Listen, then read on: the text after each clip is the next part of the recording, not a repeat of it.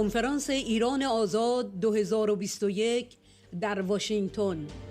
حسابرسی و محاکمه ابراهیم رئیسی جلاد قتل عام 67 به خاطر ارتکاب جنایت علیه بشریت و نسل کشی، دخالت‌های منطقه‌ای و سرپیچیهای اتمی. 6 آبان 1400 28 اکتبر 2021.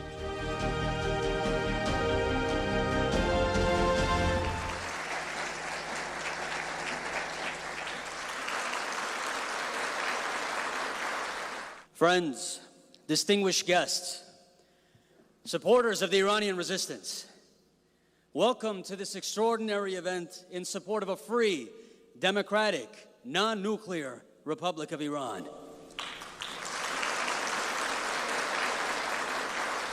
This conference also calls on the U.S. to hold the Iranian regime's president, ابراهیم رئیسی, to account for the 1988 massacre of 30,000 political prisoners, a massacre that international human rights experts have characterized as a genocide. We're here to invite every freedom-loving soul in the world, and especially in the United States, to help us prevent more genocides and more massacres. A free Iran will bring an end to genocide, to repression, to corruption. A free Iran will bring an end to the export of violence and Islamic extremism in the region. Our presence here is a promise that the voices of those massacred in 1988, those murdered in 2019 uprisings, those imprisoned and tortured, will never be silenced. My generation and the future generations will cherish their sacrifice and memory. They inspire us. And just like the millions of Americans who cherish the memory of their 18th century revolutionary leaders, those who right now carry the flames of rebellion against this tyranny in Iran, inspire us every day to stand for freedom.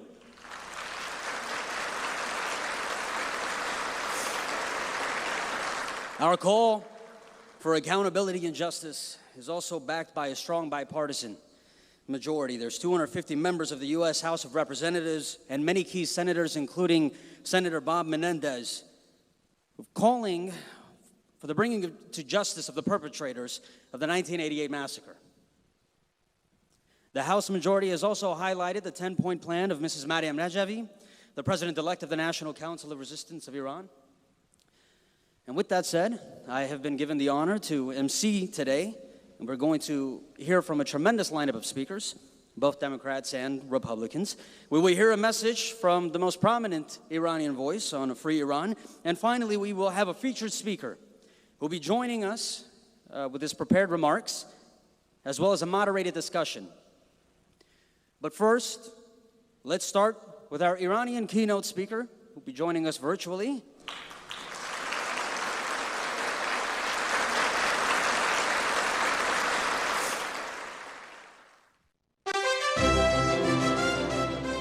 پیام خانم مریم رجوی به کنفرانس ایران آزاد.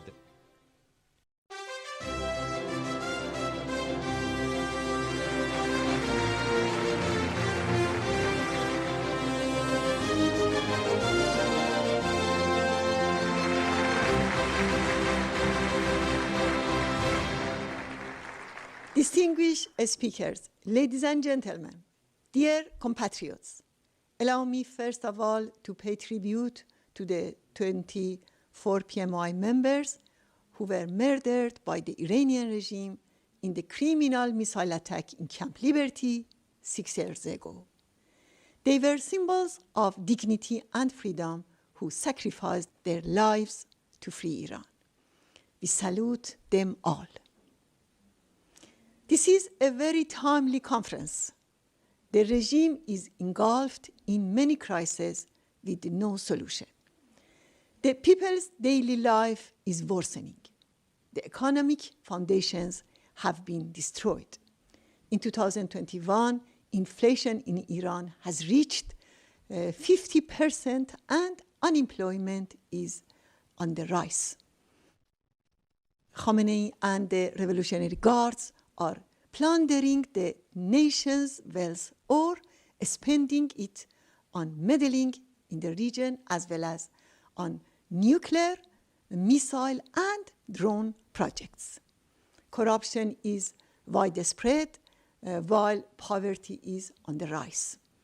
Due to serious domestic crisis, the regime fears uprisings similar to November 2019 that shook the regime to its foundations.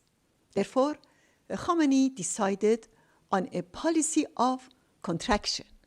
The current composition of the three branches is intended to deal with the situation the regime is facing. Khamenei selected Ibrahim Ra'isi through a sham election as the regime president and then appointed another criminal Ejei as the judiciary chief. Ra'isi was a member of the Death Commission in the 1988 massacre to implement Khomeiни's decree to execute PMI members who remained loyal to the organization. 30,000 political prisoners were executed in few months.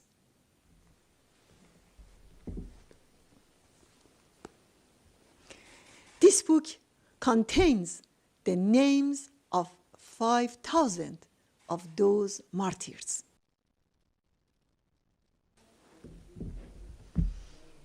The regime's parliament speaker is also a Revolutionary Guards commander. He proudly talks about his role in the suppression of students' protests in 1999, with Ra'isi and his cabinet dominated by IRGC commanders and a policy of contraction. Khamenei intends to preserve his fragile regime. However, the crises are so deep and the gap between the people and the regime is so wide that Khamenei can neither resolve this crisis nor contain the public anger. In addition, due to nationwide protests by almost every sector of Iranian society and the activities of resistance units, the regime fears that even a small incident could trigger a major uprising. In a world, the Iranian people are ready for the regime's overthrow more than any other time. It is time for the international community to side with the people of Iran and their desire for change. The Iranian people have clearly demonstrated their demands and their resolve for change. They reject the regime in its entirety. So let it be clear, regime change in Iran by the Iranian people and their resistance is inevitable and nothing can prevent it. It is time for the world to recognize this fact as well. The people of Iran expect governments, including the US and the European governments, to revise their policy on Iran and side with the Iranian people. On the nuclear issue, it is time to abandon the policy of ignoring the regime's violations. The time has come to reimpose all of the UN Security Council resolutions suspended in 2015. The mullahs are using the nuclear talks to silence international community about the worsening human rights situation in Iran and its terrorism and meddling in the region. Doing business with the regime will only fill the pockets of the IRGC and reinforce the suppressive organs and agencies in charge of the export of terrorism. The people of Iran expect the international community to prosecute Ibrahim Ra'isi for genocide and crime against humanity in an international court. He's a mass murderer. He must be prosecuted now and not later. In closing, allow me to repeat. The people of Iran are determined to overthrow this religious dictatorship as they did with the Shah's dictatorship. They want to establish a republic based on democratic values where people are the only decision makers. For this cause, 120,000 of the best children of Iran have sacrificed their lives. In the free Iran, after the mullahs, the National Council of Resistance of Iran is committed to holding free elections and respecting the rights of all people. We are committed to gender equality, including in political and economic leadership. We reject the death penalty and the mullahs' Sharia law. We advocate a non-nuclear Iran. I call on the international community and world leaders to adopt their policy on Iran in line with the Iranian people's desire and to identify Iran with its people and not with its criminal rulers. Thank you all very much.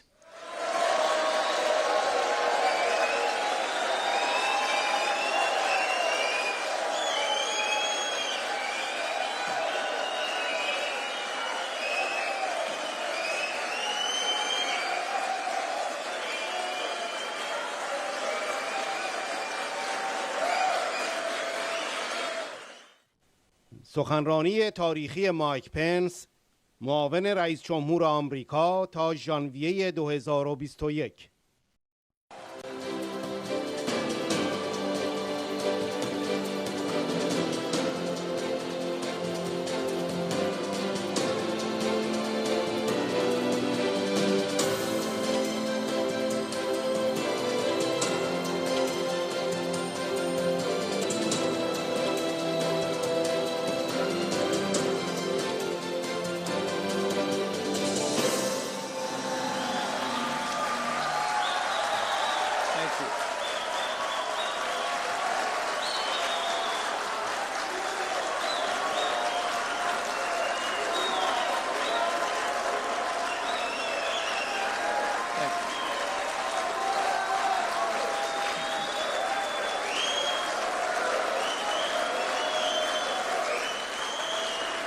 Thank you very much.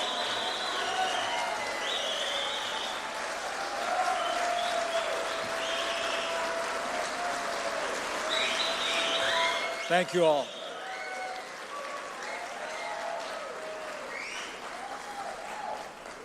Thank you for that warm welcome. And it is my great honor to address the Free Iran 2021 Summit.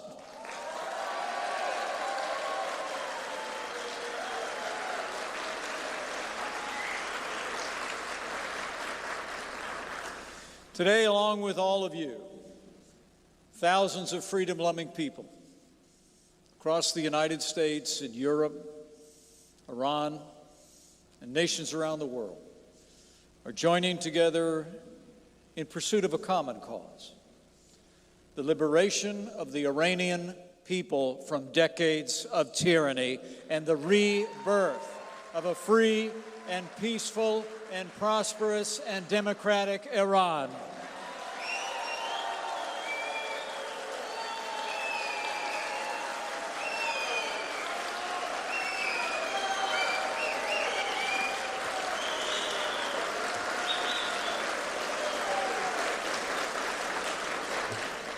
It is very humbling for me to be here with all of you and with the distinguished Americans that you'll be hearing from in the balance of this program.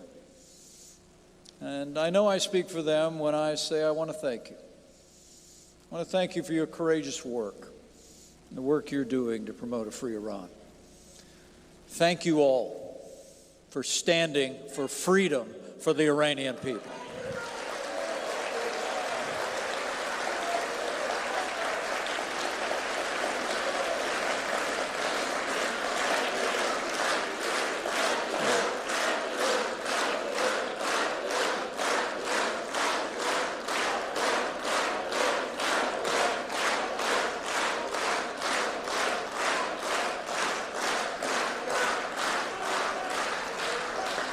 This is the first opportunity I've had to speak at length about Iran since completing my term as Vice President of the United States. And while I no longer speak on behalf of the United States government, I can assure you, as others you will hear from today, my countrymen, I'm confident I speak for the views of tens of millions of Americans, and I tell you with certainty that the American people support your goal of establishing a democratic, secular, non-nuclear Iranian republic that derives its powers from the consent of the governed.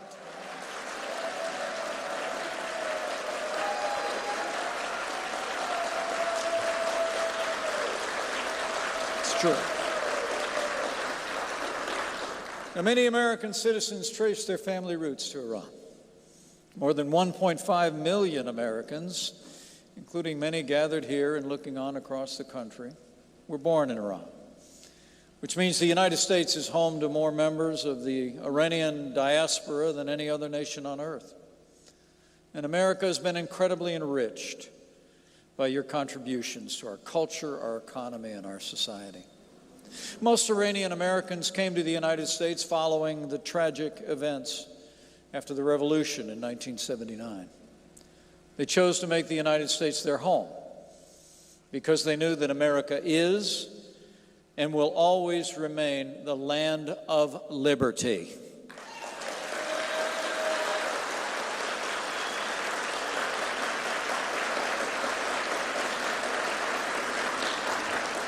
But for those who were left behind, many of your family members, and to those that are looking on from afar, life over those years has been full of misery and hardship. What the Iranian people have endured since 1979 will be recorded by history as one of the great tragedies of the modern era. As a former elected leader, as an American citizen, as a man of faith who believes that all people are created in the image of God, the Iranian people have always been on my heart throughout my 20 years in public life. In 2009, like so many other Americans, I remember watching with great hope and anticipation as hundreds of thousands of people across Iran rose up to reclaim their birthright of freedom. In the 2009 uprising, millions of courageous young men and women filled the streets of Tehran and Tabriz in what seemed like every city and village in between. They denounced a fraudulent election. They demanded an end to decades of repression. Those brave protesters looked to America, and they looked to the leader of the free world for support. But as I saw firsthand as a member of Congress, sadly, for days, our administration remained silent. As a member of the House Foreign Affairs Committee, it was my honor. It was my honor to take action, recognizing that in their hour of need, there could not be an abdication of American leadership. The American cause is freedom, and in that cause, we must never be silent.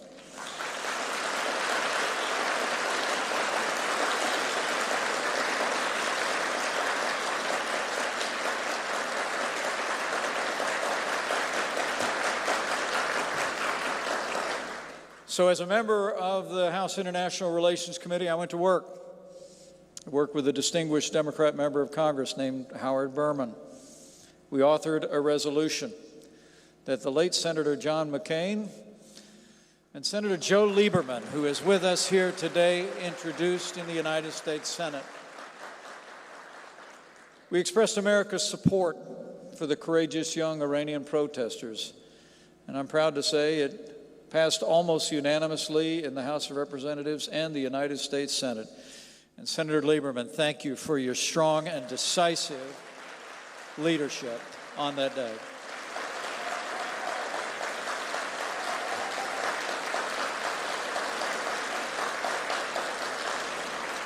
With such strong and overwhelming and bipartisan support on Capitol Hill, Happily, the Obama administration joined the chorus of Americans supporting the cause of a free Iran in the days that followed.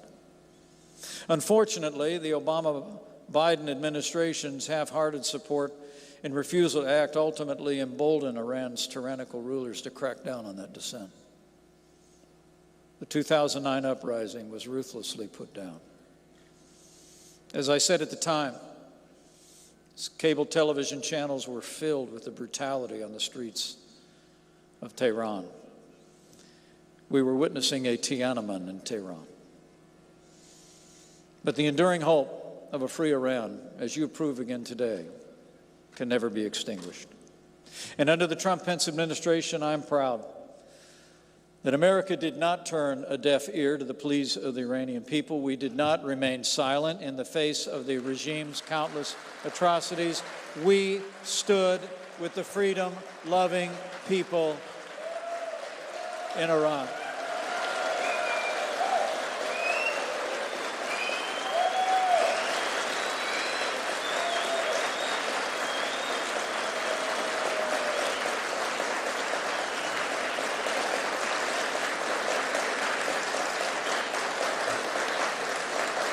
We stood against their tyrannical regime, as perhaps no administration had done in the modern era. We canceled the Iran nuclear deal, which had flooded the regime's coffers with tens of billions of dollars, with pallets of cash, money that it used to repress its own people and support deadly terrorist attacks across the region. We imposed crippling new sanctions on Iran's Islamic Revolutionary Guard. We launched a campaign of maximum pressure, punishing the regime for its belligerent behavior, its assaults on its own citizens. We enforced sanctions to bring Iran's oil exports to zero and deny the regime its principal source of revenue. And we called on free nations around the world to stand with us.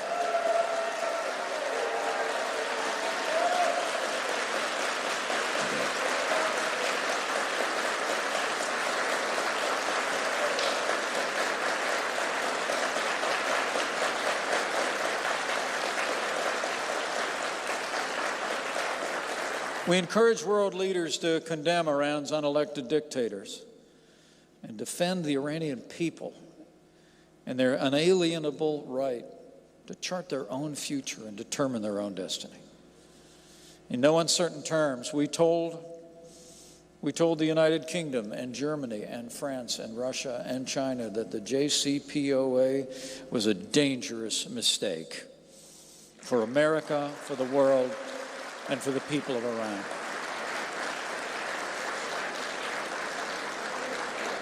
And we made it clear that under no circumstances would the United States ever allow Iran to obtain a nuclear weapon.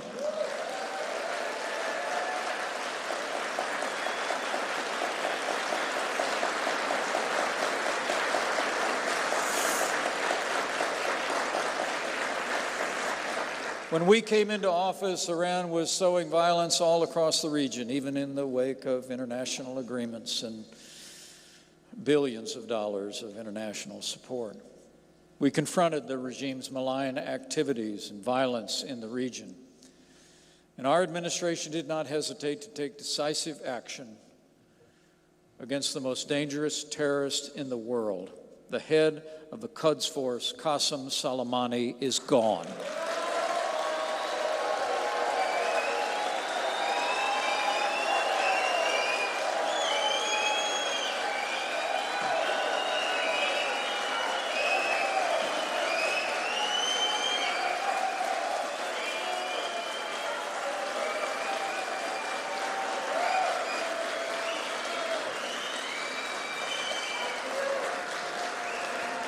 On the day we left office, the Iranian regime was more isolated than ever before. The truth be told, as many of you know, gathered at this Free Iran Summit 2021, the Iranian regime has never been weaker than it is today. Its economy is in shambles. The inflation rate has skyrocketed. Iranian currency has lost 90% of its value. 4 out of 5 Iranians now live below the poverty line. Corruption is at an all-time high. By all indications, the Iranian people are ready for change.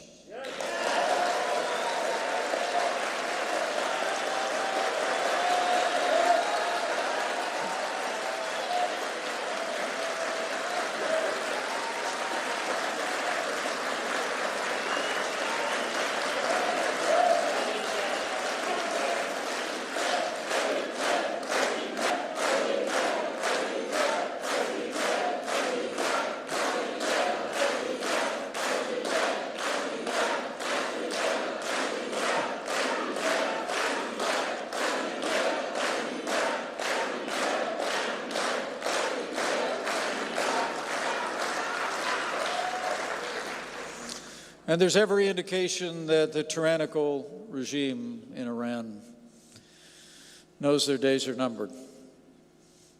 The recent selection of Ibrahim Ra'isi to serve as Iran's president, I believe, is a sign of the regime's growing desperation and vulnerability. 30 years ago, Ra'isi was in charge of the Ayatollah's death squads,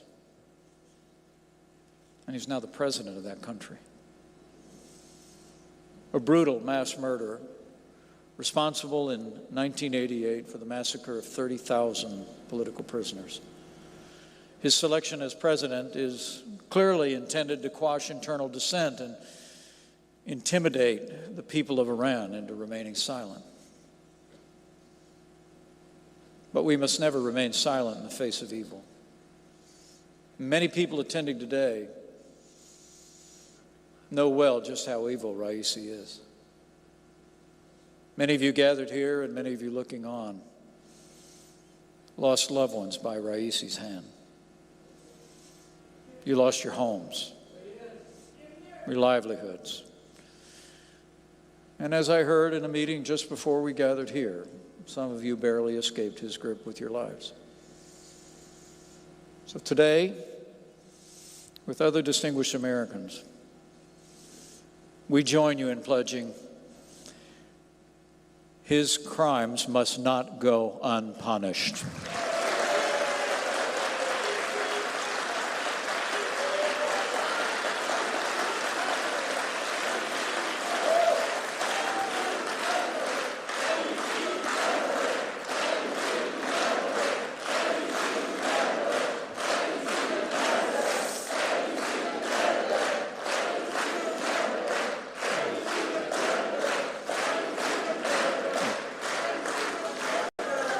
Ibrahim Ra'isi must be removed from office by the people of Iran, and he must be prosecuted for crimes against humanity and genocide.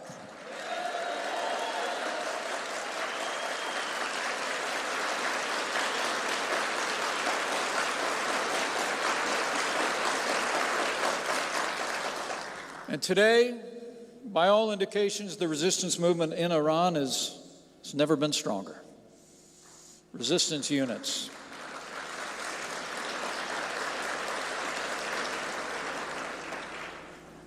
Resistance units in Iran are the center of hope for the Iranian people. They're the engine of change from within during the uprisings and continued protests. And let me be clear, and I know I speak on behalf of tens of millions of Americans, of both political parties, and of every political philosophy.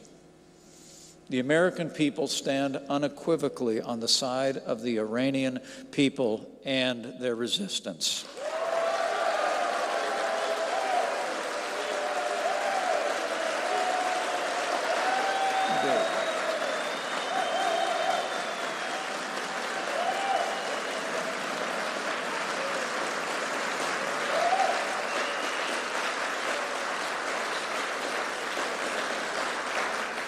One of the biggest lies the ruling regime has sold the world is that there's no alternative to the status quo.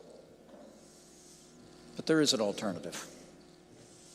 Well-organized, fully prepared, perfectly qualified, and popularly supported alternative called the MEK.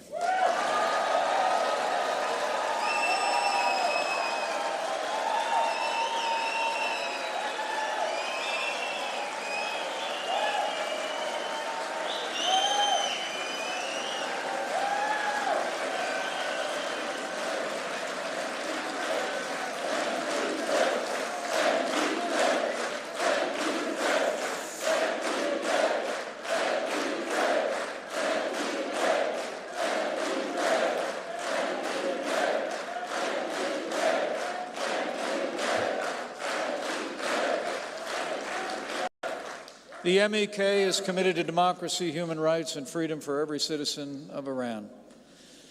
And it's led by an extraordinary woman. Mrs. Rejui is an inspiration to the world.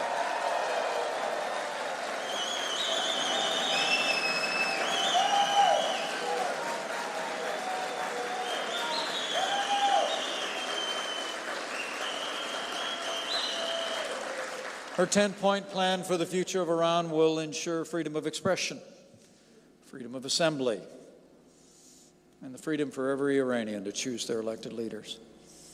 Our greatest hope must always be for a peaceful, cooperative, and harmonious coexistence with Iran and all the sovereign nations of the region and the world.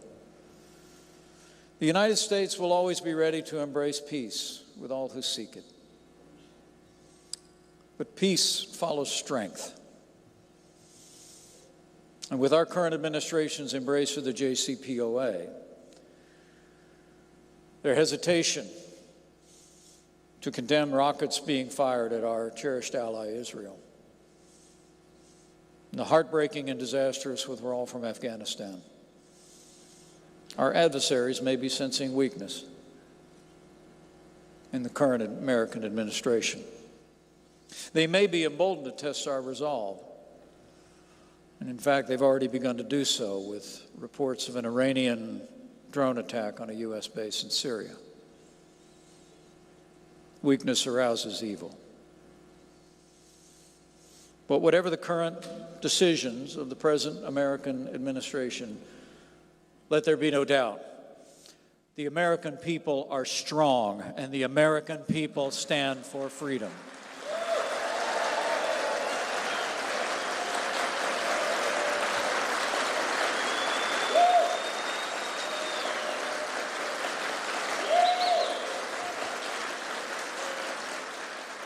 And I know the people of our country will remain committed to defending freedom and standing with the oppressed people around the world. Because we know in our hearts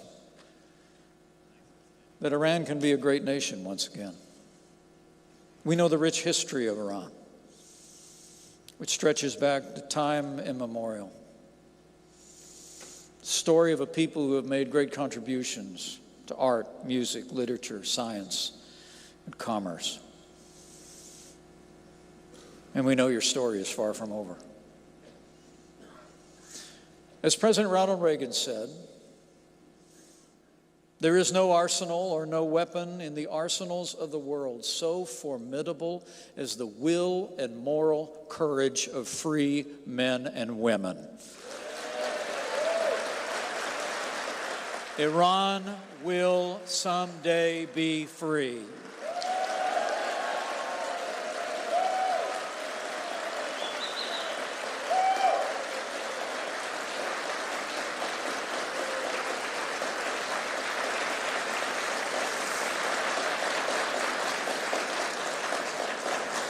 Because here in America, we know the Iranian people.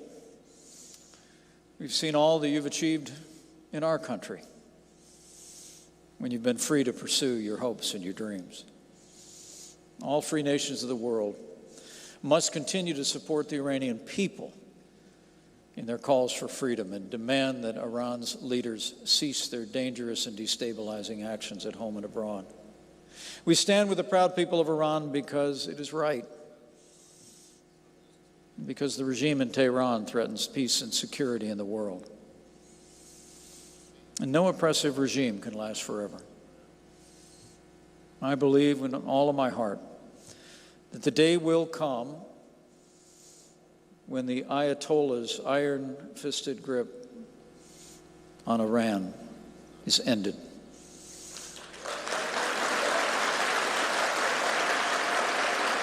I believe that a new glorious day will dawn, a bright future will begin, ushering in an era of peace, stability, prosperity, and freedom for the good people of Iran. And so I pray with all my heart that that day will come soon.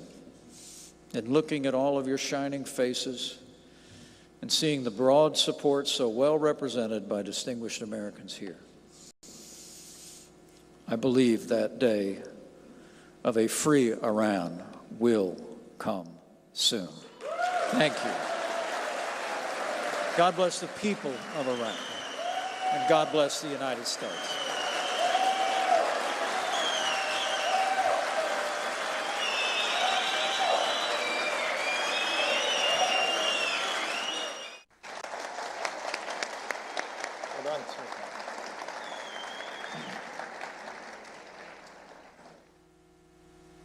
Good afternoon, and thank you for hosting us. It's a great honor to be here with the Iranian American communities. We thank you for your resolve and for your resistance. And before we took the stage today, the Vice President was remarking that hopefully one day we'll be able to join you in a Free Iran Summit in Iran in the very near future.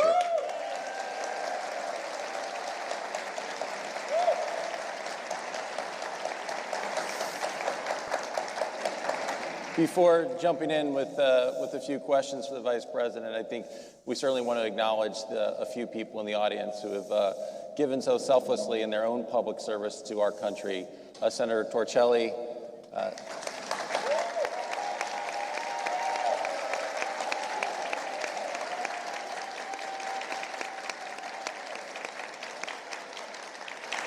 former Attorney General and Judge Mukasey,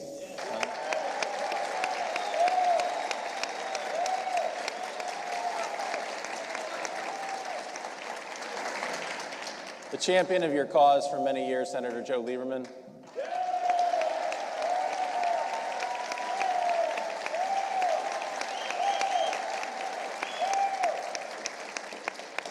And someone who served so selflessly in uniform as Commandant of the United States Marine Corps, General Conway.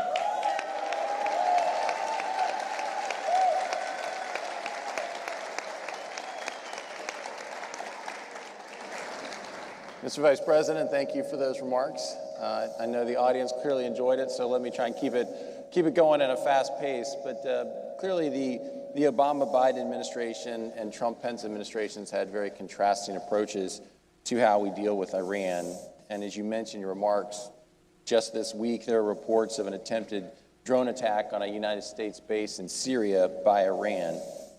Can you address the different approaches and why we believe maximum pressure was more effective in isolating Iran? Well, thank you, Mark. And you could give Mark Short a round of applause. He was my chief of staff at the White House.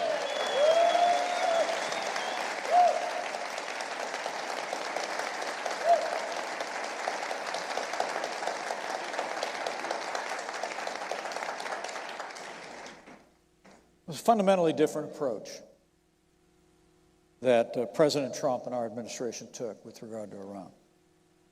When we came in, Iran had benefited by the Biden-Obama administration's approach, the JCPOA, delivering pallets, literally pallets of cash to the mullahs in Iran, sanctions relief. And yet, the day we were inaugurated in 2017, Iran was sowing violence all across the region. It was almost difficult to count every country where Iran was supporting terrorist activity. And the president's first international trip was to travel to Saudi Arabia and to bring together Arab nations against common cause to confront radical Islamic terrorism in the region. But we all knew from early on that the chief state sponsor of terrorism in the world was Iran. And recognizing that by bringing nations together, committing to a common cause, we need to marry that to action. And so the president made the decision that we put into effect before the end of our first year in office to withdraw from the Iran nuclear deal in its entirety and to issue a whole new range of sanctions, believing that that peace follows strength. Let's stay on the JCPOA for just a minute. As I recall, both you and the president received many calls from European leaders asking you to please stay in the JCPOA. and candidly an intense pressure campaign within the own State Department to say, please stay within. Can you give the audience a little bit more of your observations of that time, what the pressure campaign was like, but also why your administration felt so strongly that this was a correct path to withdraw from JCPOA? Well, to say that every leader in the world opposed us withdrawing from the Iran nuclear deal would be an understatement. I mean, the truth is, I was there for many of those phone calls in the Oval Office. And one leader after another came attempting to persuade the president to change course, to change the path. If you'll remember, in the early months of our administration, we created room to see if there would be any change in direction, if there would be a willingness to renegotiate the deal, and when there wasn't, by October we were out. And I think that it is a real testament to President Trump's determination to follow a posture of strength, to confront the malign activity of Iran in the region, to abandon the politics of appeasement toward the Ayatollahs, and also ultimately to keep a promise that we made to the American people and to the world. In your remarks, you commented on a very important moment in when the administration made the decision to militarily take out General Soleimani.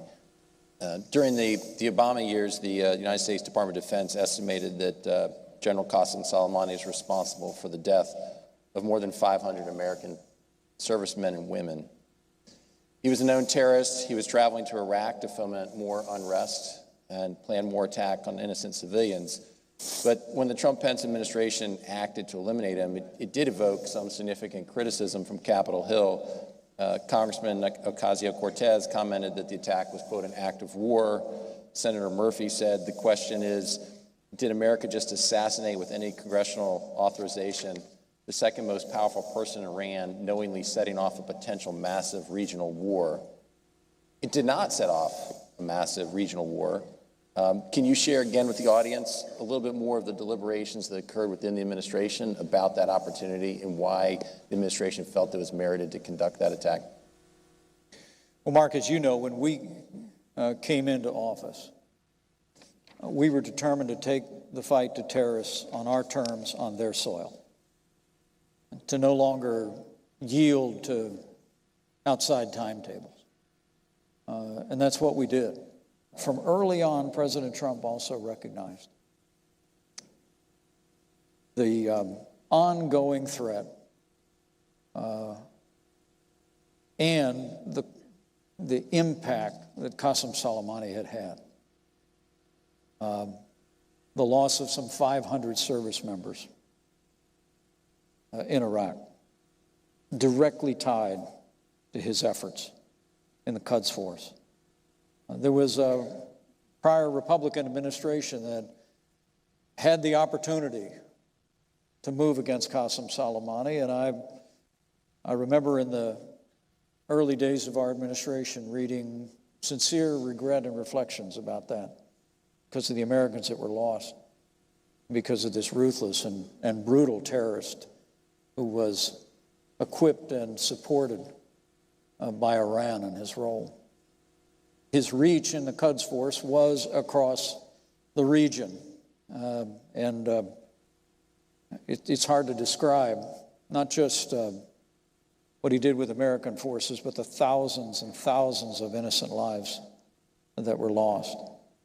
And what I can tell you all here, and any looking on, is from early on, bringing Qasem Soleimani to justice was a priority of the Trump-Pence administration.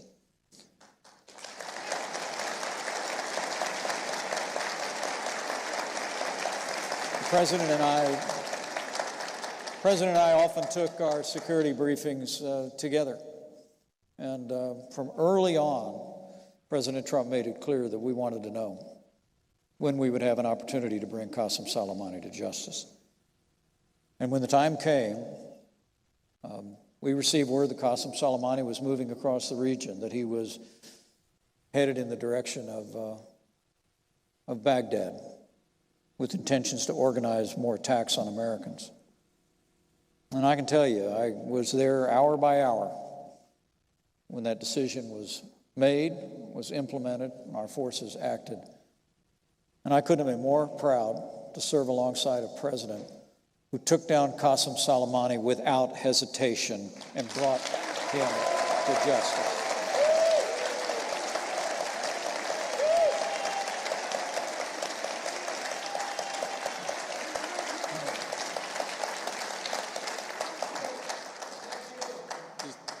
Despite some of the perhaps political criticism from Capitol Hill, there were many Americans, and particularly servicemen and women, grateful for that action. But I believe as well our hosts have a quick video that they wanted to show of the reaction in Iran when General Soleimani was taken out.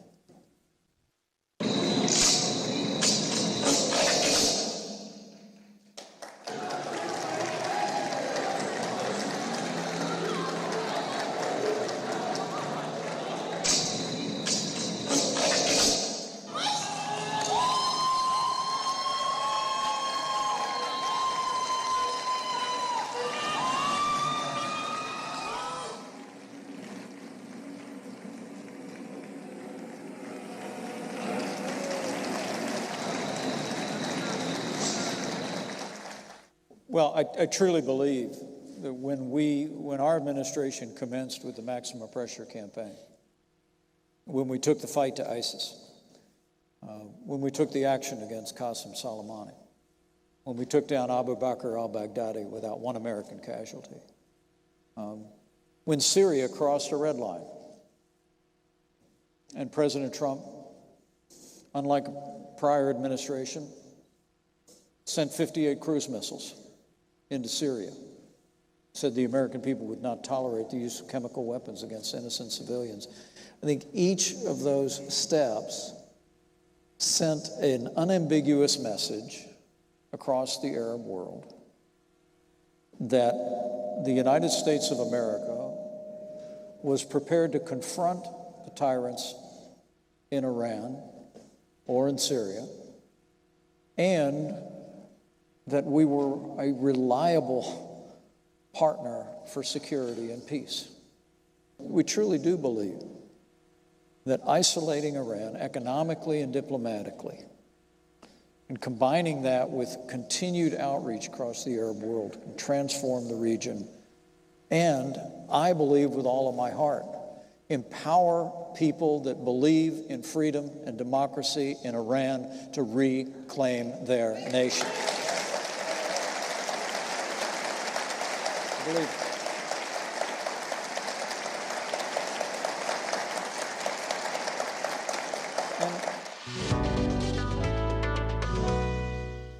I'm a man of Christian faith. And my faith is deeply important to me, as yours is to you. But I've been to the Ur of the Chaldeans, where the ziggurat stands in southern Iraq, where a man named Abraham was called by God to leave his homeland and to travel north. And he said that he was told by God that his descendants would be more numerous than the sand on the shore and the stars in the sky. And there was birthed 3 great religions of the world. And I believe peace is possible for the region and the world on the foundation of that Abrahamic tradition. I believe it, I pray for it, and we work for it all my life.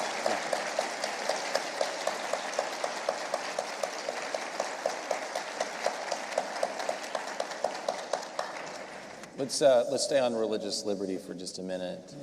Some of the people, I'm told, in today's audience, and likely many of those who are viewing from afar, lost family members in the genocide of 1988 and the persecution and killing of religious prisoners.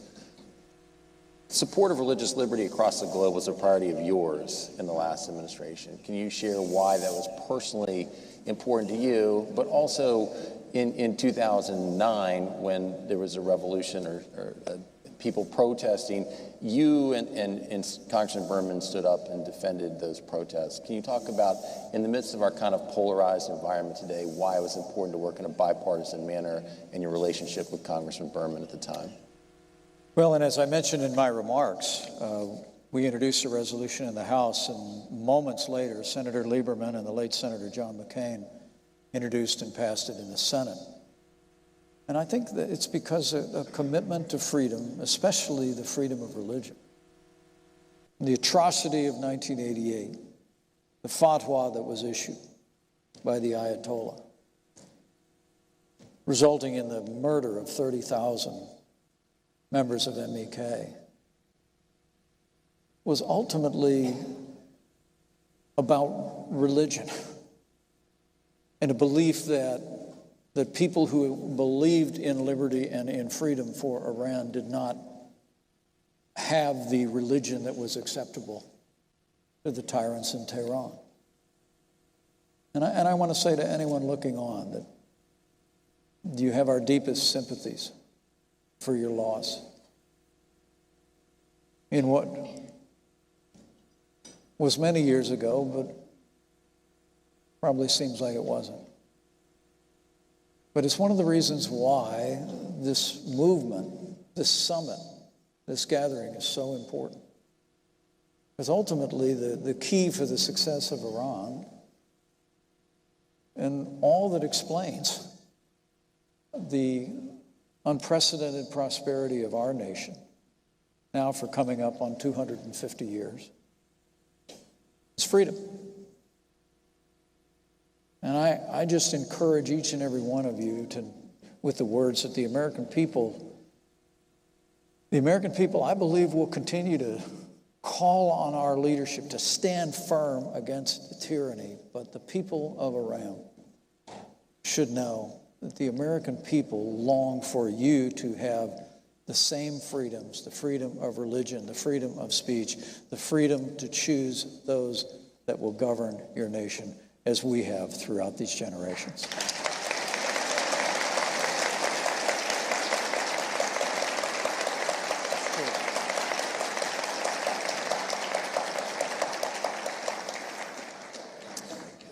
President Ra'isi is known for being directly involved in that massacre of 30,000 religious prisoners. Now that he's ascended to the presidency, how should that impact America's policy toward Iran, and what advice would you have for this administration? Well, my advice to this administration is to understand who they're dealing with, but also to understand what the selection of Ra'isi as president says about the opportunity that everyone gathered for this summit recognizes. It for all the world, for me, feels like desperation. An attempt to install someone who has brutalized the people of Iran for decades in a position as president of the country. Clearly, simply my Midwest common sense just tells me that it's an effort to send a message, to push back on a movement that they know is happening all across their country. And so I would come as no surprise. I'd like to see America stay right on the track that we were on in the Trump-Pence administration. Stay out of the Iran nuclear deal, continue to isolate Iran diplomatically, and have no dealings with the Ayatollahs or with Ra'isi or any of those in the government that are terrorizing their people.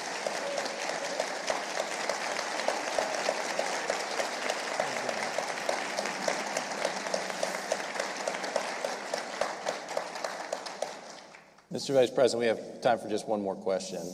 Help our audience understand a proud nation of Iran, what its future can look like. Well, thank you, Mark. And again, I want to say thank you to you. I want to say thank you to our host. It's a great honor for us to be with you today. and very humbling to be included among such a distinguished group of Americans.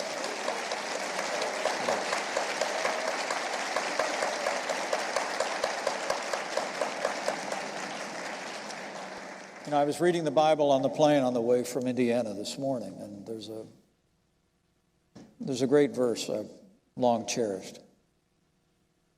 It says, "Where the Spirit of the Lord is, there is liberty." And I would just say to each and every one of you, I believe with all of my heart that when we make liberty our cause, when we make freedom our cause, when we're defending the unalienable rights that come, as we Americans have said since our founding, not from government, but from our Creator,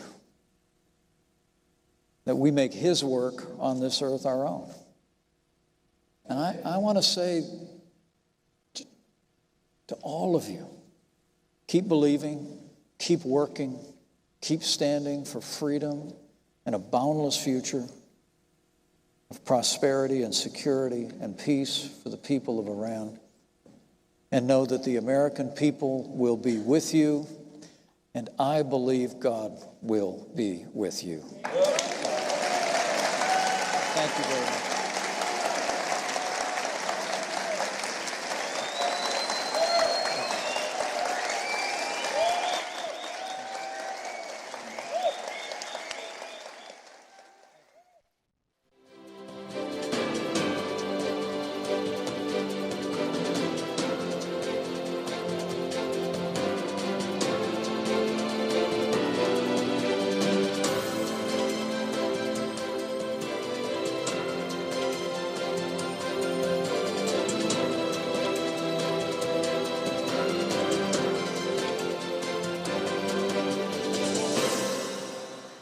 Thank you. Thank you, dear friends. Well, it is great to be back.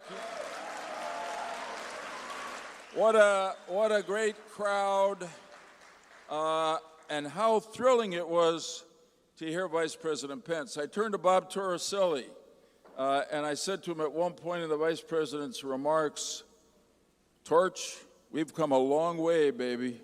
Really, this movement has come a long way. And it was very clear that for the Vice President, he was not just reading a script that somebody wrote for him. He spoke from his heart and from his head. He believes in our cause, and that kind of support brings us closer to the day when we will have a free Iran. Amen. Like all of us who are here, Attorney General Mukasey, General Conway, Senator Torricelli, and all the rest, we are here not only because we believe in your cause, our cause. We're here because we believe in you. We know you. You are patriotic, proud, loyal. You have contributed enormously to our country, and yet, like so many other groups in America, you have a heritage. You have a country from which you and your families come. You grieve over the suffering of the people in Iran, and you will not rest, neither will we, until they are free.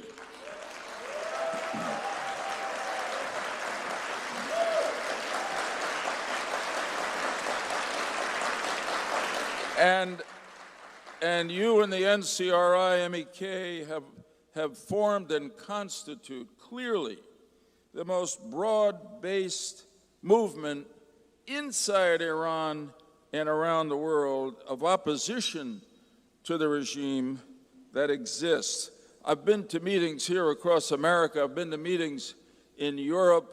The support from the people is enormous and unprecedented. Incidentally, every event you do with such excellence and organization and effect. It shows how effective this group's going to be when you're in charge of a free Iran. I've spoken a few times at the event outside of Paris, and well, I said, you know, I don't know if you remember, I once ran for vice president of the United States. Some people think I was elected vice president, but that's another story. But after I spoke at the event in Paris, where there were probably 100,000 people come out in those numbers because they believe. I turned to my wife and I said, you know, this is the largest crowd, including my vice presidential campaign, I have ever spoken to in my life.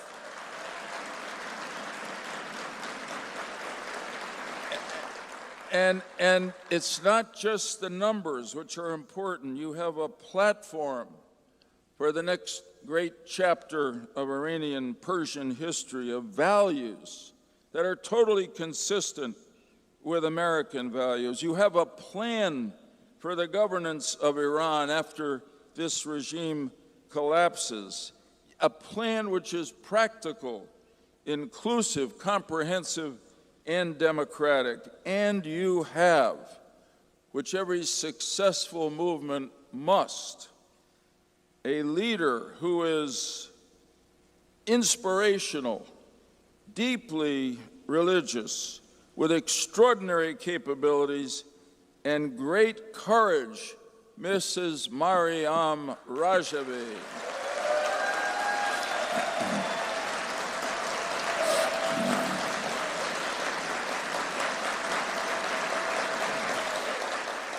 And if I may say so, here in Washington, as another great American said long ago, Mrs. Rajavi has a dream. She has a dream of a better, freer life for the people of Iran, and that dream drives her and drives each of us in this movement, which I state again, as an American, am proud to stand with you today and will every day until the extremist, terrorist, totalitarian regime which controls your great country falls from power, as it surely will. Thank you. The Department of State continues to say that the regime in Tehran is the #1 state sponsor of terrorism in the world. We know that Iran has enabled aggression and subversion throughout its region, bringing untold suffering and death to people living in Lebanon, Syria, Yemen, Iraq, and of course, most immediately of all, in Iran. We know that the regime in Tehran is one of the most brutal dictatorships in the world, suppressing the human rights of its citizens, jailing journalists simply because of what they've written, and killing political opponents just because of what they believe and say in shocking numbers, including, as we know, as many as 30,000 of God's children in 1988 only because they were members of the regime's most significant opposition, the MEK, the Mujahideen al-Khalq, the very organization we are proud to be standing with today. In their memory, in the memory of those 30,000, we will fight until we achieve our goal. And now, if there was anyone left in the world who had hope for a change of direction of this regime, the one man who controls it most, the supreme leader, Ayatollah Khamenei, has selected, as has been said, not elected, selected, and as president, Ibrahim Ra'isi, personally oversaw the murder of those 30,000 political opponents. My friends, instead of occupying the office of the president of a great country like Iran, Ra'isi, should be arrested, taken to The Hague, and put on trial for crimes against humanity and the crime of genocide.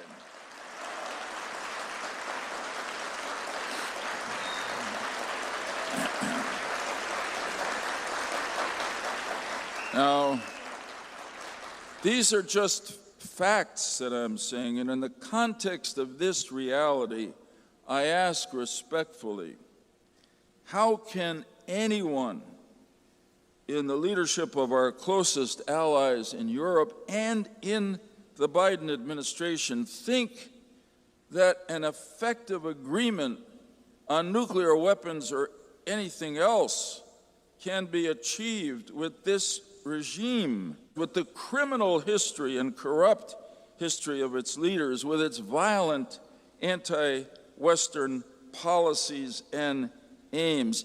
I answer my question. It is not possible to achieve a reasonable agreement with these people. It is a delusion.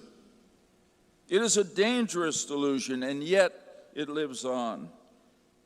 Recently, the United States government lifted sanctions against the Mahmoud Industrial Group in Iran and some of its executives in spite of the fact that they have given substantial support to the regime's menacing ballistic missile development program. A week ago, the P4+1, excluding the United States, met with an Iranian representative in Brussels to discuss restarting the deeply flawed JCPOA negotiations. And just yesterday, the chief Iranian negotiator on the JCPOA announced that the negotiations would begin again in November. My friends, instead of offering gestures and support like that to this Iranian regime, we should be, and our allies should be, increasing the pressure on the regime, adopting and enforcing new sanctions, stopping China from secretly buying so much Iranian oil, urging the IAEA to send the Iranian file to the UN Security Council, since it is clear that Iran is enriching uranium to 60%, way beyond the limits set in the JCPOA. And we should listen to the Director General of the IAEA, who called for censure of Iran for blocking his agency inspectors. I believe, as the Vice President said, that the regime in Tehran is at its weakest point since the revolution that brought it to power. Its economy is in shambles. Its people are suffering in so many ways, including the fact that perhaps the worst of any government in the world, the regime in Tehran has not protected the people of Iran from the COVID-19 virus. That is not just incompetence, that is brutality, that is not caring for your fellow citizens.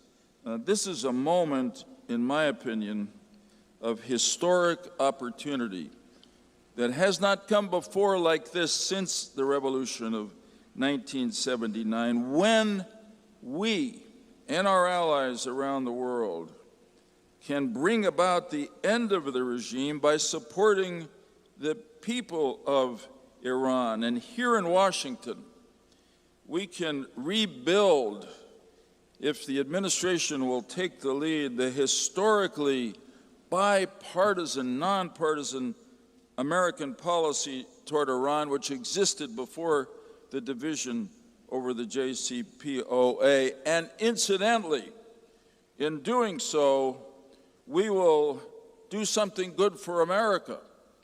We will strengthen America's credibility in the world, particularly after the debacle of our retreat from Afghanistan, and we will thereby, by being tough on Iran encourage our allies around the world, including in the Middle East, and weaken our enemies. You have made clear that the American people must stand with the people of Iran against the government that has for too long held them hostage. And so I end on a note of optimism, because I am confident in this large crowd, with this distinguished group of people and speakers, that with your continued support and advocacy, with the support of the American government, of both parties, with the support of the American people, and may I add, with God's help, this is the moment to hang together and work hard, not to do anything stupid that will revive the faltering regime in Tehran. This is the moment to squeeze it, if I may say so, strangle it, and push it out of power. The people can and will be liberated, and when they are, the world, including America, will be infinitely more secure. I end with a question that I have been proud to ask at the end of my remarks to this group in recent years, and I provide an answer, but I don't have to coach you. Are we ready to work for a free Iran? Chazer, chazer, chazer, chazer. Thank you. God bless you.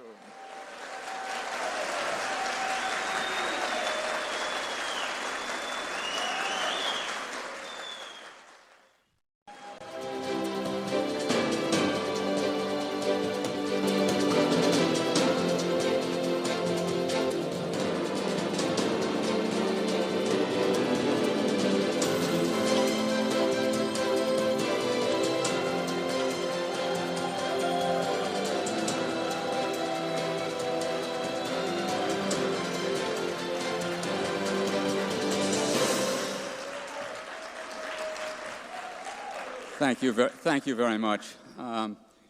It is a great honor to share this podium with Vice President Pence, Senator Lieberman, Senator Torricelli, General Conway, and a great honor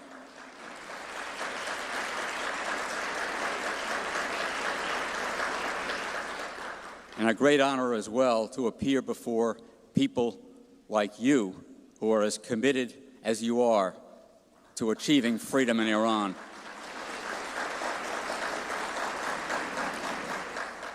And to coming to bear witness to the threat that the current Iranian regime presents to the Iranian people and to the world. You know, the 2 months since Ibrahim Ra'isi took office as president of Iran have been liberating in a sense, although it's only in a bitterly ironic sense.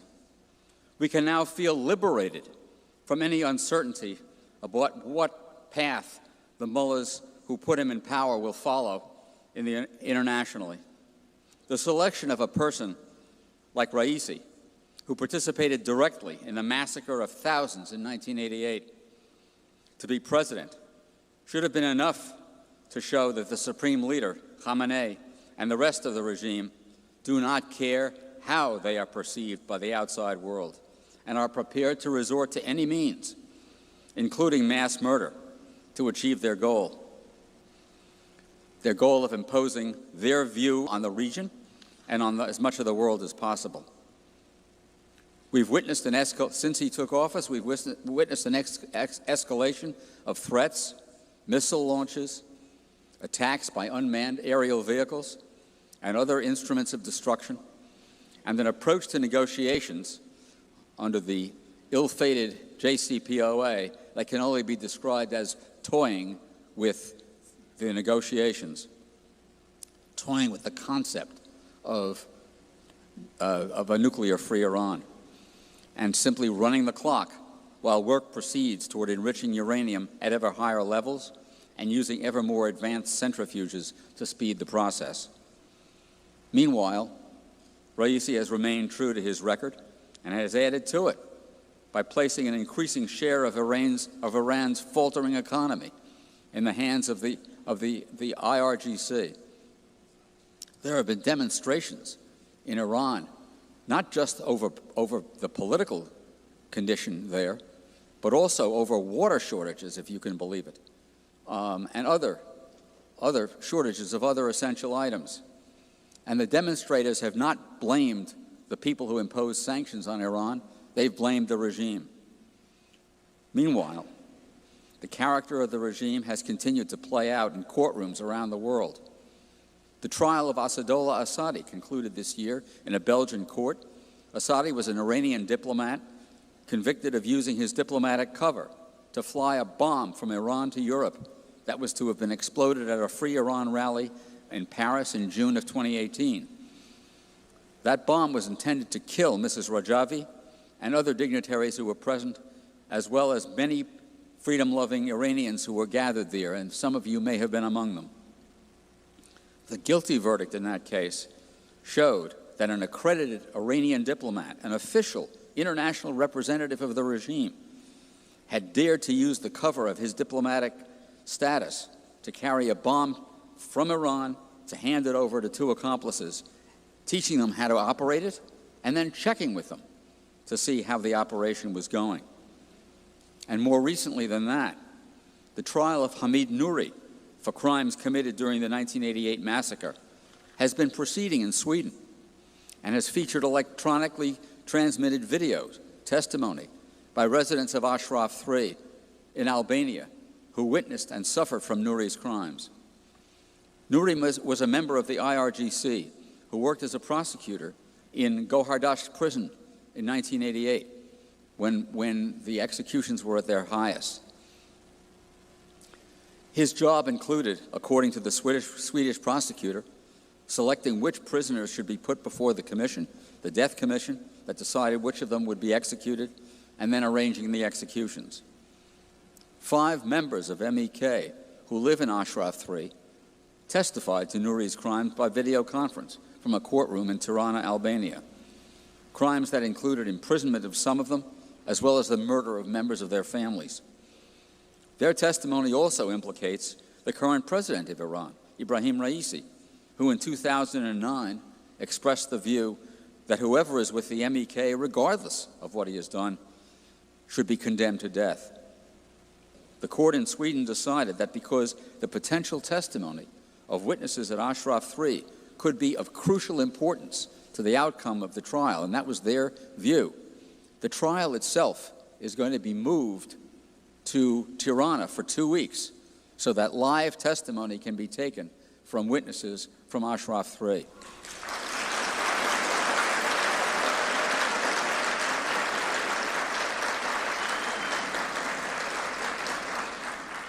This is a significant development. The world, and in particular our own government, should not be paralyzed by the variety and enormity of the acts the mullahs have committed. The response should be unrelenting pressure and an open willingness to deal with individual members of the regime, including Ra'isi himself, in whatever forum becomes available, just as the Swedes are dealing with Nouri by putting him on trial for his crimes. It is through individual people, after all, like Ra'isi and Nouri and others, that the regime commits its crimes. If individual people get the message that they will be pursued and prosecuted and punished, then not only will justice be done, but also many may be deterred from committing those crimes.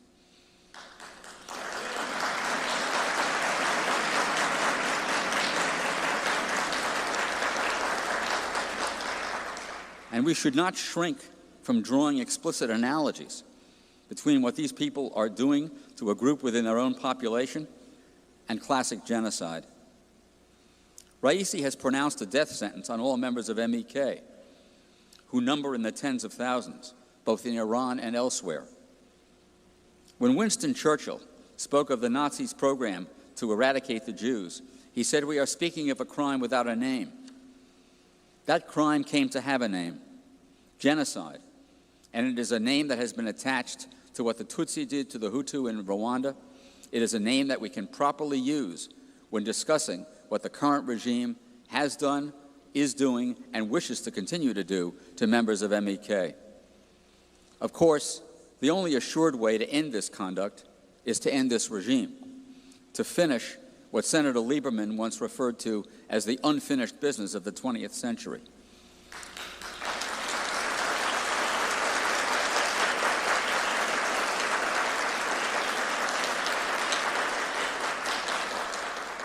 Continued pressure through sanctions, continued refusal to be fooled by the regime's dishonesty about its nuclear program, and pursuit of individual criminals can help.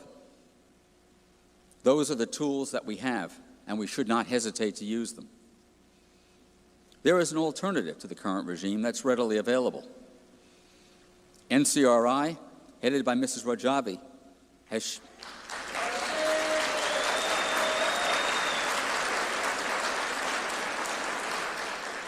has shown that it has both the program and the organizational capability to provide the leadership that will give Iran a democratic alternative to the current tyranny, a secular government where the rights of all men and women are recognized, a government that will not pursue nuclear weapons or seek to destabilize its neighbors, a government that will proceed according to a 10-point program that Mrs. Rajvi has already outlined. That is yet an additional reason why there should be no hesitation to get rid of the current regime. What succeeds it will not be chaos. It will be an orderly transition toward the tradition that has illuminated Iran for hundreds and hundreds of years, and that the Iranian people are proud of.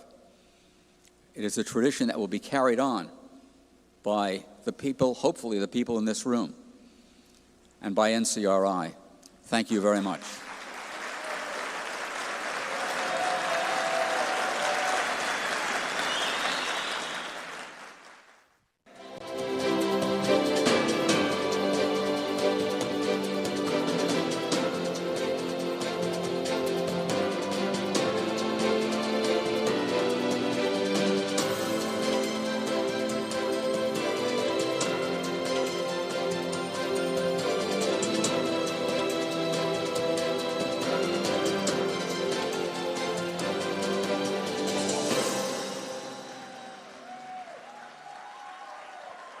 Thank you very much. Thank you all. It's a pleasure to be with you. So forgive me, I came to speak to all of you, but I want to share a word with Mrs. Rajvi, who I know is watching us today. Because what Joe Lieberman said is true.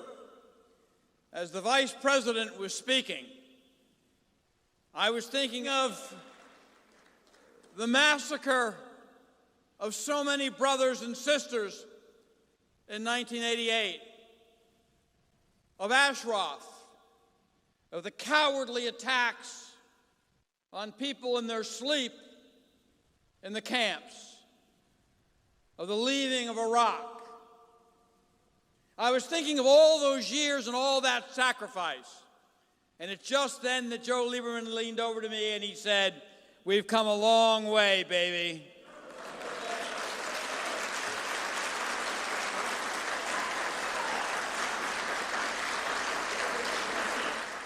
Now I know that Ra'isi sitting in Tehran is thinking, well, that was then, and that's the past. If you hear my voice today, listen carefully. You ain't seen nothing yet. We're coming for you. We're coming for you.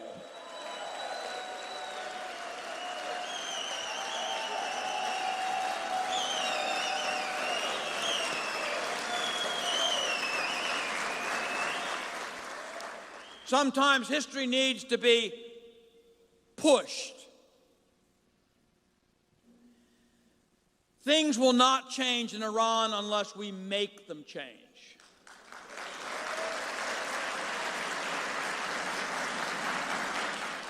And sometimes you need to just look history in the eye and accept it the way that it is.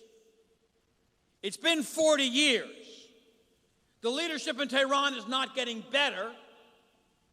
They've gone from bad to selecting a war criminal a leader of genocide as president of Iran. It's not getting better. They've gone from talking about using nuclear power for peaceful purposes to enrichment that can mean nothing but the development of an atom bomb. They've talked about re-entering the international community, but sponsor terrorism all over the region. It is not getting better, it is getting worse. I love our quality of optimism. I love the American belief in the future. Let's accept reality. This regime must go by any means, and it must happen now.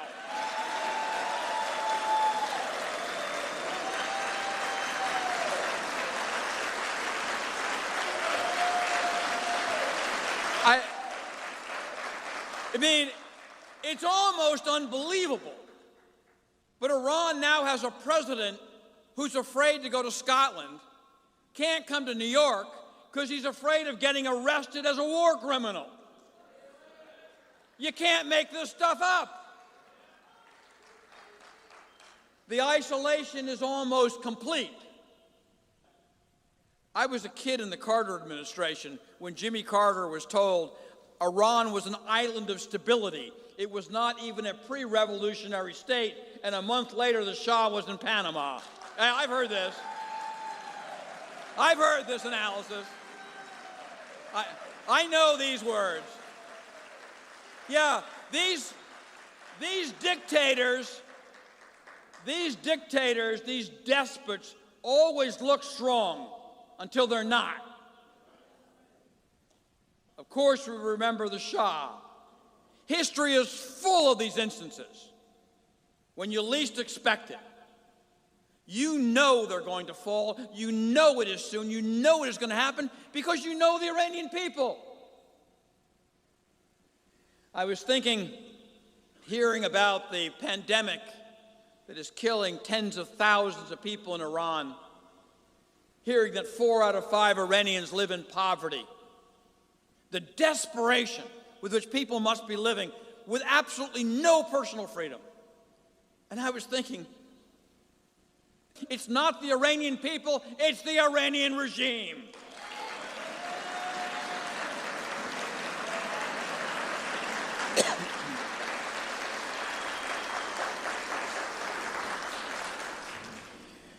When we were speaking with Vice President Pence and he thanked us all for our involvement,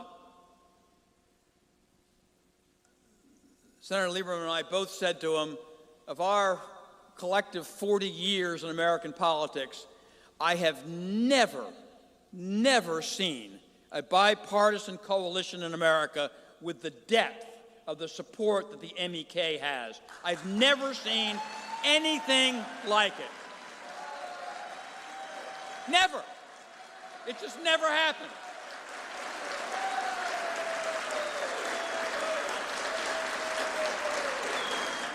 And so if you can hear my voice in a village or town across Iran, let me leave you with this thought, sharing a bit of that American optimism. There is an alternative. There is. There is one organization that has never compromised with the terror, never sat at a table and divided up your freedoms, never participated in the genocide, isn't responsible for your poverty. There's one. And that one organization has the means, the leadership, the focus, and on day one, the international support to rejoin the international community. That organization is the MEK, and Mrs. Rajvi is its leader, and we are the answer.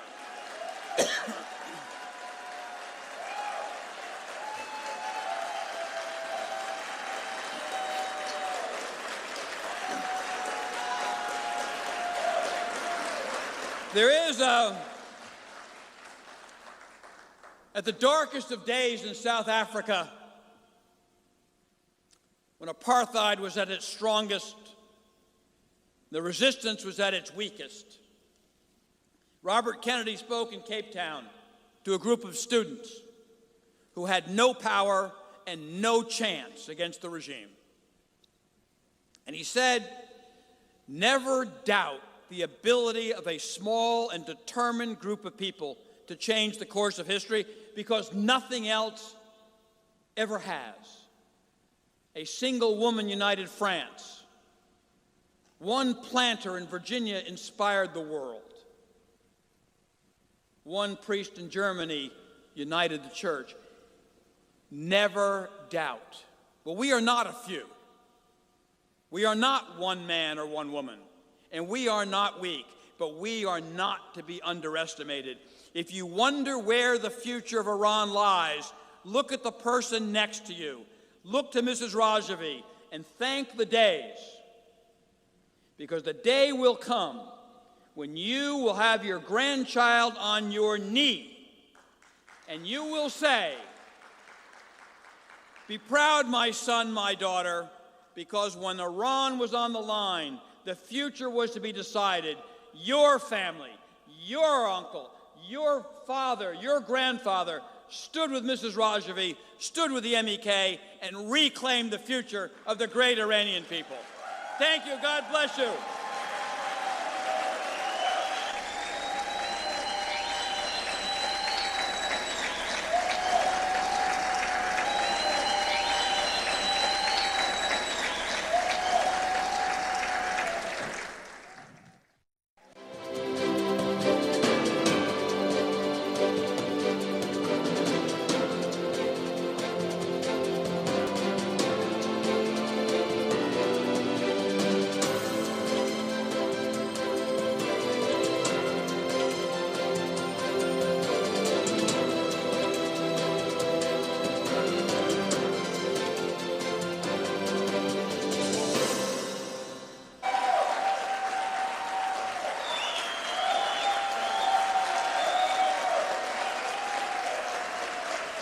Everybody, sit down.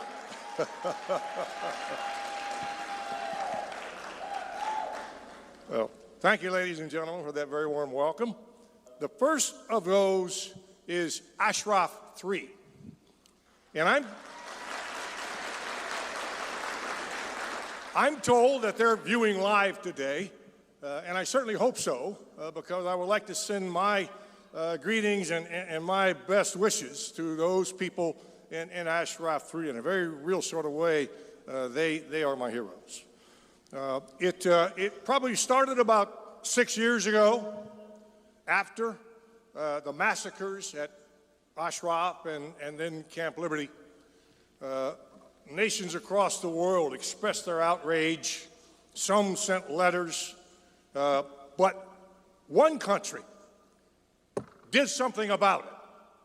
And that was the great nation, the Republic of Albania. They extended a welcome.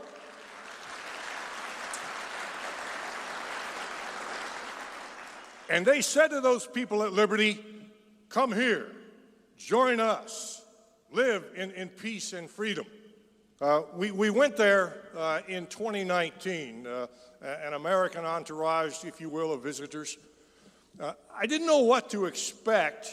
When we got there, there were throngs of people lining the streets of their newly created village. They were waving little Iranian flags. They were smiling and cheering, and you could feel the warmth of their welcome. It was a complete surprise to me to see that. That night, I made it a point to sit down in conference with a number of them, actually a high percentage of them women, and they reflected back on the happy days at the original Camp Ashraf. I understood that because I had visited there actually in about 2008 when my Marines had security for the camp. And it was purely an oasis in the desert of culture and the humanities, and I understood the pride that they had in what happened there originally. To be sure, when they spoke of their friends and family who had been killed or badly maimed in the attacks, they cried. But then I watched, and there was a transformation in these people. And they started to express a determination, a real sense of purpose in making sure that those people no longer rule the good people of Iran. You could see it in their faces. You could see it in their eyes. I read body language, and it was there. I will say to you that, to me, the people of Ashraf, and of course, Madam Rajavi, are the heart and the soul and the face of this great movement.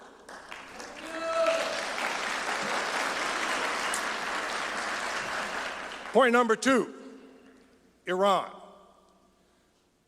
They are conducting proxy wars right now as we are here today in 2 nations, and they have armed militia interfering in the governance of 3 others, at least 3 others.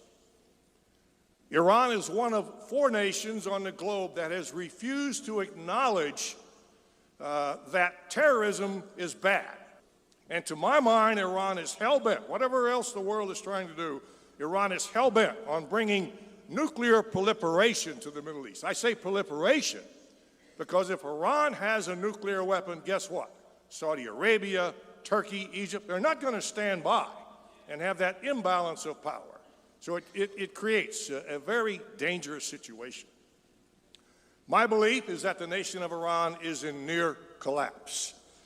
Iran now has, I think, in everybody's estimation, a criminal for a president. The election was a sham. He was not elected, he was selected by the supreme leader. The election was in no way fair.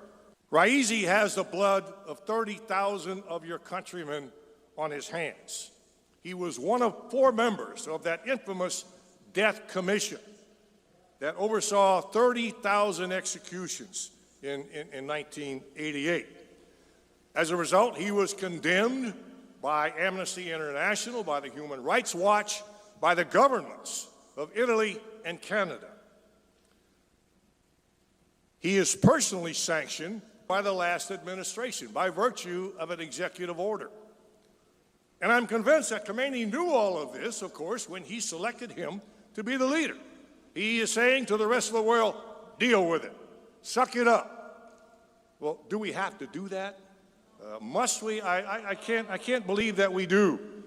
If we and the European nations start to deal with this person, then all we will do is strengthen that regime. Point number 3, revolution. Now, in the job that I held, you're always, I suppose, sort of an armchair kind of historian, and I've studied revolutions to a greater or lesser degree. When a revolution starts to take seed, there have to be factors that impact it: the social, the economic, the political. There has to be a level of unrest in all of those areas, exacerbated by internal or maybe external sources. Revolutions are most likely in non-democratic regimes where the people feel like they have no say-so in how they're governed, where there is mid-level to low-level economic ruin, where the man on the streets is barely being able to feed his family and sees no future for his children in that lifestyle, and yet he sees state ineffectiveness in dealing with all of that. My belief, folks, is that all those factors are present today in the state of Iran. It's increasingly lawyers were those who were at one point protesting in the street, as well as the rest of the intelligentsia of your nation is being arrested and thrown into jail themselves. And perhaps most disconcerting is that the regime has just in recent weeks rejected 5.5 million doses of top-quality vaccine from the United States and from the UK simply because it comes from the great Satan. It's criminal. Thousands of your fellow countrymen will die, I believe, as a result of that very bad judgment. There's another figure out there. You know, when a nation is impacted by COVID, people will get the disease, okay? But only about 2% across the globe of populations who contract the disease will die in industrialized or non-industrialized nations. In Iran, that figure is 30%. It's inexcusable. The first role of a government is to protect its people. And yet here we have callous concern for your countrymen in the streets and in the towns and villages not being protected against this terrible disease. I read 2 editorials last week from pages from newspapers in the Middle East. They both said that this COVID could be the final straw, their term, final straw for this incredibly bad government in Iran, that the people may have had enough. And that means that their future may be limited to weeks and months, certainly not years and decades. We all will succeed. God bless you all. Enjoy the rest of your conference.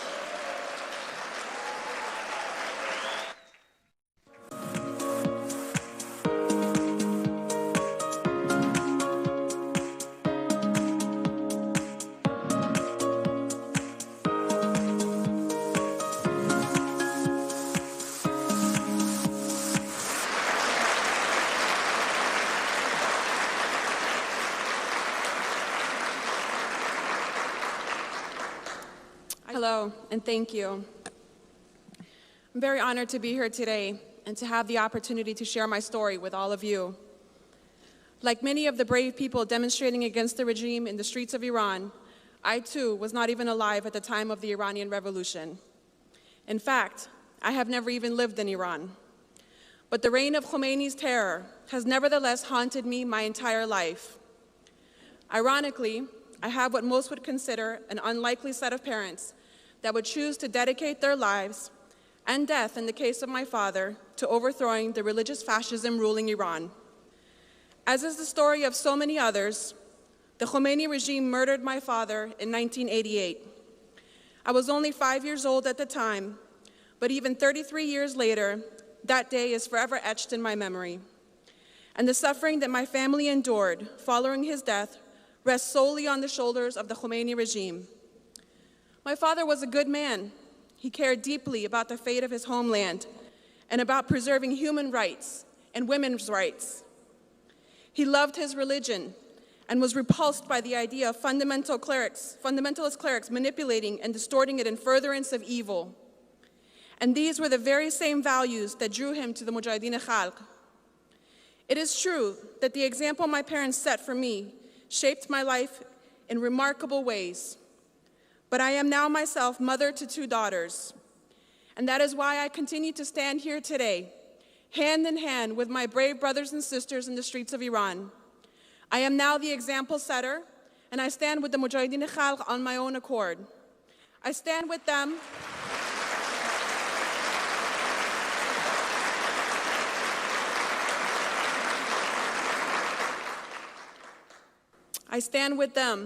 because, like my father, I care about human rights, I care about women's rights, and I care about Islam and the Muslim world. And the Mujahideen Khalq are the best and only option to deliver on these issues, unique in every respect. Not the fundamentalist clerics, not the remnants of the Shah, and not the West. The atrocities carried out by the Iranian regime over the last 4 decades are nothing short of a massacre that should appall any human being. Amazingly, even several decades later, myself and thousands upon thousands of others can still understand and relate to the suffering and pain that the people of Iran continue to experience. The difference, of course, being that their lives are on the line every single day. And this is precisely why we must hold Ra'isi accountable. It can never be acceptable for an entire generation to be brought up cloaked by terror.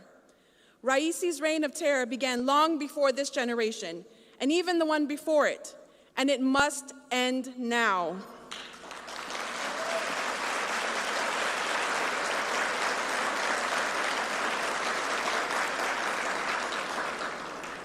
There is light at the end of this road, though, and the Mujahideen are it.